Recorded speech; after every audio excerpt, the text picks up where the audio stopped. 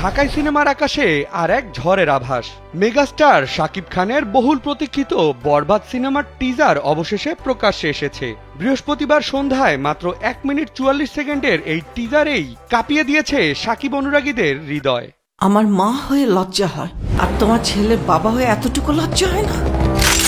টিজারের শুরুতেই একটি নারী কণ্ঠ বিদ্রোহী সুরে বলে ওঠে, আমার মা হয়ে লজ্জা হয়। চোখ ধাঁধানো আলিশান বাড়ি, দামি গাড়ি, এই বিলাসিতার আড়ালে লুকিয়ে থাকা অন্ধকারের সন্ধান মেলে যখন একজন অ্যাডভোকেট উচ্চারণ করেন উনি একজন ড্রাগ অ্যাডিক্টেড, আরেক নারী কণ্ঠ যোগ করে উনি একজন রেপিস্ট। উনি একজন ড্রাগ অ্যাডিক্টেড। উনি একজন রেপিস্ট। এরপরই বিদ্রোহের আগুনে উত্তপ্ত জনতা, চলছে ভাঙচুর, অরাজকতা। ঠিক সেই মুহূর্তেই যেন বিদ্যুৎ চমকের মতো আবির্ভূত হন মেগাস্টার শাকিব খান। রক্তাক্ত শরীরে একটি গাড়ির বনেটে বসে আঙ্গুলের ইশারায় কাউকে চুপ করতে বলছেন এবং তারপর সমস্ত সিনেমা হলকে হিম করে দেওয়ার মতো কণ্ঠে উচ্চারণ করেন একটি শব্দ, সাইলেন্স।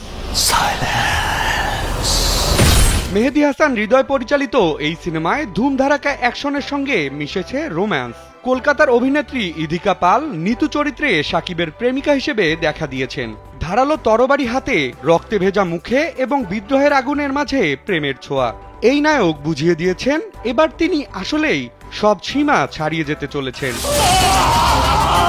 আপনার ছেলে একটা জানোয়ার। শাকিবের সঙ্গে এই সিনেমায় অভিনয় করেছেন যিশু সেনগুপ্ত, মানব সচদেব, মিশা সওদাগর সহ অনেকে। একটি আইটেম গানে পারফর্ম করেছেন কলকাতার জনপ্রিয় অভিনেত্রী নুসরাত জাহান।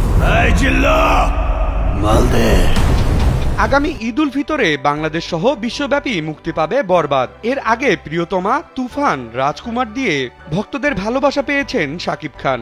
এবার বরবাদ দিয়ে তিনি ঢাকাই সিনেমার ইতিহাসে নতুন অধ্যায় রচনা করতে প্রস্তুত। টিজার দেখে ইতোমধ্যে ভক্তরা এক বাক্যে বলেছেন শাকিব বরবাদ করতে চলেছেন সিনেমার সব রেকর্ড। বিনোদন ডেস্ক, কালবেলা।